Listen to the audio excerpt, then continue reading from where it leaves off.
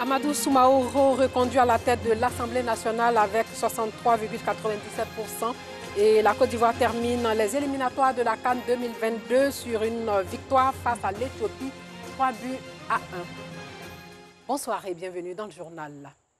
Amadou Soumaoro a été reconduit aujourd'hui à la tête de l'Assemblée nationale à l'issue des élections législatives du 6 mars dernier remportées par le RHDP avec 137 sièges. Il a obtenu la majorité absolue des suffrages exprimés avec plus de 63%. Le portrait du président de l'Assemblée nationale avec Antoine Bassa. Le président de l'Assemblée nationale, c'est lui, Amadou Soumaoro. Président sortant, le député de la circonscription électorale de Séguéla sous-préfecture, Bobi Diarabana, commune et sous-préfecture, a été reconduit sans surprise dans ses fonctions par ses pairs. Avec 158 voix sur 247 votants, Amadou Soumaoro, qui a obtenu la majorité absolue des suffrages exprimés, occupe le perchoir pour la législature 2021-2025. Candidat du Rassemblement des oufouettistes pour la démocratie et la paix RHDP, il avait face à lui Elianizi, député de la circonscription de Bokanda, candidat du Parti démocratique de Côte d'Ivoire, PDCI-RDA. Amadou Soumaoro n'est pas un inconnu sur l'échiquier politique. Ancien président du directoire du Rassemblement des oufouettistes pour la démocratie et la paix, de février 2015 à septembre 2017, ancien secrétaire général par intérim du Rassemblement des Républicains, de juillet 2011 à septembre 2017, le nouveau président maîtrise les dossiers de l'Assemblée nationale. La composition du bureau de la nouvelle Assemblée nationale de la deuxième législature de la Troisième République devrait être connue dans les prochains jours. La rentrée parlementaire est fixée au jeudi 1er avril prochain.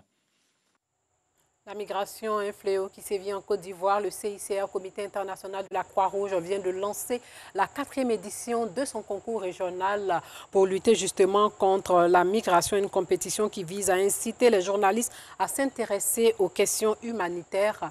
Les migrants disparus et les familles, c'est la thématique que devront aborder les journalistes dans leurs différentes productions. 2 catégories de médias sont retenues, la presse écrite, la presse en ligne et la presse audiovisuelle. Radio et télé, nous Sangaré, Antoine Bassa. Inciter les journalistes à s'intéresser aux questions migratoires, c'est tout le sens de la 4e édition du concours régional de reportage humanitaire, une compétition initiée par le CICR, Comité international de la Croix-Rouge. 3 catégories de médias retenues, la presse écrite, la presse en ligne et la presse audiovisuelle. Les productions sont reçues au siège du CICR à partir de ce 30 mars. Les résultats seront connus le 29 juillet prochain. C'est un concours que nous organisons depuis 2017 qui s'adresse aux journalistes professionnels. On a un jury de 5 personnes qui sont des professionnels, 4 journalistes professionnels qui sont pour 2 d'entre eux basés en Côte d'Ivoire, une personne également en Guinée, une personne au Togo. Et nous avons également une spécialiste des questions de séparation de famille et rétablissement des liens familiaux du CICR, qui est basée à Dakar, qui fait également partie de ce jury. C'est un concours ouvert aux professionnels des médias des pays francophones, couvert par la délégation du CICR à Abidjan, notamment la Côte d'Ivoire, le Togo, la Guinée-Conakry et le Bénin. Cette année, le sujet, c'est les migrants disparus et leurs familles, qui est une thématique assez peu connue, peu couverte. Et nous voulons inciter les journalistes à faire des reportages humanitaires sur ce sujet. On attend qu'il y ait des éclairages originaux, intéressants, mais à la fois factuels aussi, donc réels, sur le vécu des familles notamment, quand elles ont perdu le contact avec leurs proches, qui est parti sur la route de la migration, avec différents types de situations, parce que chaque histoire est différente. Donc que les journalistes puissent un petit peu investiguer, se mettre en contact avec les familles, peut-être avec des ex-migrants, avec les praticiens qui suivent cette thématique. Les 3 meilleures productions seront primées dans chacune des catégories. Il y a des ordinateurs notamment, des ordinateurs multimédia pour le lauréat, le premier, un ordinateur d'un niveau un peu inférieur, mais quand même un ordinateur pour le numéro 2, un dictaphone pour le 3e. Il y a aussi des abonnements à Internet d'une durée variable en fonction de la position, on va dire, du candidat, premier, deuxième ou troisième. Et puis, il y a également un bon d'une valeur variable en fonction du classement. Les critères de notation, selon le barème défini par le CICR, prennent en compte les règles d'éthique et de déontologie journalistique. De migration, il en est aussi question aux États-Unis où tous les soirs, depuis 2 mois, un défilé nocturne se répète sur les bords du Rio Grande. Les passeurs mexicains gonflent leurs bateaux pneumatiques et arrivent en quelques minutes sur le côté américain du fleuve où les agents de la police américaine aux frontières les attendent, suivant ce défilé nocturne sur les bords du Rio Grande. La scène se répète tous les soirs depuis 2 mois. Des migrants d'Amérique centrale traversent le Rio Grande, la frontière naturelle entre le Mexique et les États-Unis. Vous avez plus de travail ces temps-ci? Oui, tous les jours, on a aussi des enfants comme vous. Ils ont la nationalité américaine. J'ai même 6 enfants qui ont la citoyenneté américaine. Près de 100 000 migrants ont été arrêtés par la police en février. La plupart d'entre eux sont reconduits à la frontière. Les passeurs travaillent en lien avec les cartels de la drogue. Ils ne sont pas interpellés tant qu'ils ne posent pas le pied sur le sol américain. Aimez-vous ce travail? Ce n'est pas mal. Mieux vaut faire ça que d'être un criminel, non? Soulignant que la frontière entre les États-Unis et le Mexique mesure environ 3150 km et va de l'océan Atlantique à l'océan Pacifique, elle traverse essentiellement des régions arides et relativement peu peuplées. Le fleuve Rio Grande ou Rio Bravo marque une partie de son parcours. Retour en Côte d'Ivoire pour parler agriculture biologique. L'agriculture biologique, moyen d'autonomisation de la femme à Dikwa-Sikro dans la sous-préfecture de Tabo. C'est dans le sud du pays. Regroupée au sein de la FENAFEVSI, la Fédération nationale des femmes dans le vivrier de Côte d'Ivoire, elles ont célébré la journée internationale des droits de la femme en mettant l'accent sur l'agriculture biologique. Elles cultivent de la banane plantain, du manioc, de l'igname et bien d'autres cultures vivrières. Avec leurs partenaires techniques, la structure Ambrit qui les encadre et les forme. Ces femmes entendent bien relever le défi de l'autosuffisance alimentaire. Le reportage de Clément Boko. Les femmes dynamiques et battantes d'Adikwa-Sikro et d'Assoumou-Kro dans la sous-préfecture de Tabo sont en fête. Réunies au sein de la FENAFEVSI, Fédération nationale des femmes dans le vivrier de Côte d'Ivoire, qui revendique 1 millier de membres, elles s'engagent pour la célébration de la Journée internationale des droits de la femme à promouvoir l'agriculture biologique. Cette édition vient à point nommé pour nous permettre de résoudre le problème de la faim et de la pauvreté. Pour les accompagner dans ce projet, la structure Ambrit, initiatrice de l'événement, leur apporte formation et conseils. Les responsables lancent un appel aux décideurs. On a beaucoup plus besoin du matériel parce qu'aujourd'hui, avec les moyens de bord, on arrive à produire peu. Or, c'est beaucoup plus recherché sur le marché. Donc, tout accompagnement qui vise dans la formation, qui vise les finances, qui vise les moyens technologiques, la mécanisation, serait vraiment les bienvenus pour nous permettre de produire en quantité industrielle. Pour soutenir l'action de ces femmes sur le terrain, la ministre de la Femme, de la Famille et de l'Enfant, représentée par sa conseillère technique Awa Sila, offre 1 million de francs CFA. Cette grande fédération fait la fierté de la ministre parce que cela répond au modèle même et sa vision du développement de l'autonomisation de la femme et de la promotion des droits de la femme. Parce que le droit de la femme commence par sa capacité, par son renforcement économique et c'est en cela qu'elle adhère à ce projet. Surtout que ces femmes ici se sont investies dans l'agriculture bio.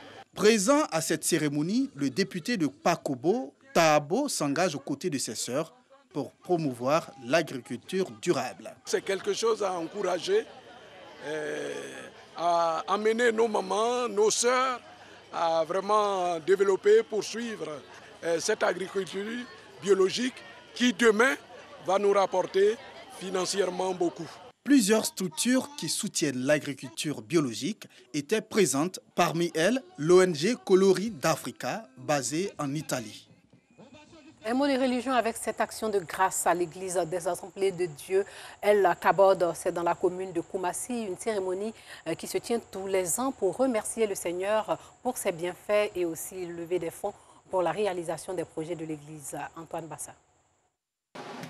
Rendre grâce au Seigneur pour ses bienfaits, mais surtout lever des fonds pour réaliser les projets majeurs de l'Église. Tel est le sens du festival d'action de grâce organisé par le Temple El Kabod de l'église des Assemblées de Dieu située dans la commune de Koumassi. C'est grâce au FAG que nous avons pu construire le centre médical sous fonds propres. C'est grâce au FAG que nous avons acheté, n'est-ce pas, un terrain de presque un demi-hectare à Koumassi. C'est grâce au FAG que nous sommes en train de construire le temple que vous voyez. Et aujourd'hui, c'est grâce au FAG que nous sommes en voie d'achèvement et d'équipement de ce bel édifice. Instauré en 2007, ce rendez-vous annuel est aussi un moment de louange, d'adoration et d'enseignement. Avec pour thème la démonstration de la foi qui déplace des montagnes en temps de crise, le projet majeur de cette année est l'achèvement de la construction du temple El Kabod qui a abrité les festivités. Les regards sont tournés vers la Cour pénale internationale qui va statuer demain mercredi, sur l'acquittement de Laurent Gbagbo, accusé de crimes contre l'humanité commis en 2010 et 2011 au cours des violences post-électorales. Ces violences ont fait 3000 morts. L'ex-président et Charles Blé Goudé ont été acquittés en janvier 2019 et libérés sous caution un mois plus tard. La procureure générale sortante de la Cour pénale internationale, Fatou Bensouda, avait interjeté appel en septembre 2019. Quelques mois après l'acquittement, les deux hommes ont été reconnus non coupables de crimes contre l'humanité. Restons à La Haye où la Cour pénale internationale a confirmé aujourd'hui même en appel la condamnation à 30 ans de prison de l'ex-chef de guerre Bosco Ntaganda pour des crimes de guerre et contre l'humanité commis en République démocratique du Congo au début des années 2000. La Chambre d'appel de la CPI confirme donc à la majorité la décision et confirme la peine prononcée par la Chambre de première instance. Parlons de biens mal acquis au Gabon. L'ex-Miss France 2000 Sonia Roland, entendue par les enquêteurs au sujet d'un appartement offert en 2003 par les chefs de l'État gabonais Omar Bongo. Sonia Roland, qui est aujourd'hui comédienne, a été entendue le 6 janvier sous le régime du suspect libre à l'Office central de répression de la grande délinquance financière sur des faits de recel, de blanchiment, de détournement de fonds publics. Et sachez que depuis 2010, la justice française enquête sur le patrimoine amassé en France par Omar Bongo et d'autres chefs d'État africains. En avril 2016, des biens immobiliers à Paris et Nice sur la Riviera française appartenant à la famille du président gabonais Ali Bongo, fils d'Omar Bongo, qui a succédé à son père à la tête du pays en 2009, ont été saisis alors qu'en 2017, on croyait l'affaire terminée, mais un nouveau juge d'instruction a repris les investigations. Un mot de football avec les éliminatoires de la CAN 2022. Les éléphants de Côte d'Ivoire finissent par une victoire. La Côte d'Ivoire qui termine donc les éliminatoires de la CAN 2021 sur une victoire, comme je viens de l'indiquer, déjà qualifiée. Les éléphants ont battu l'Éthiopie 3-1 pour le compte de la 6e et dernière journée. Les buts de la Côte d'Ivoire sont l'œuvre de Willy Boli, Franck Kessié et Evrar Kwasi. Cependant, malgré sa défaite, l'Éthiopie obtient tout de même son ticket pour la CAN après le nul blanc enregistré entre Madagascar et le Niger. Le résumé d'Arsène Kwasi et Patrick Dadier. Quoique déjà qualifiés pour la CAN, après leur brillante victoire 3-0 au Niger, les éléphants de Côte d'Ivoire avaient à cœur, face à l'Éthiopie, de laver l'affront subi avec la défaite 2-1 concédée lors de la deuxième journée des éliminatoires. Dans ce contexte, les poulains du sélectionneur Patrice Baumel démarrent la rencontre pied au plancher et ouvrent rapidement le score après 3 minutes de jeu, l'œuvre de Willy Boli.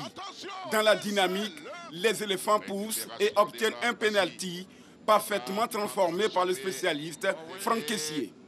Un avantage de 2-0 que les coéquipiers de Serge Aurier préservent jusqu'à la pause.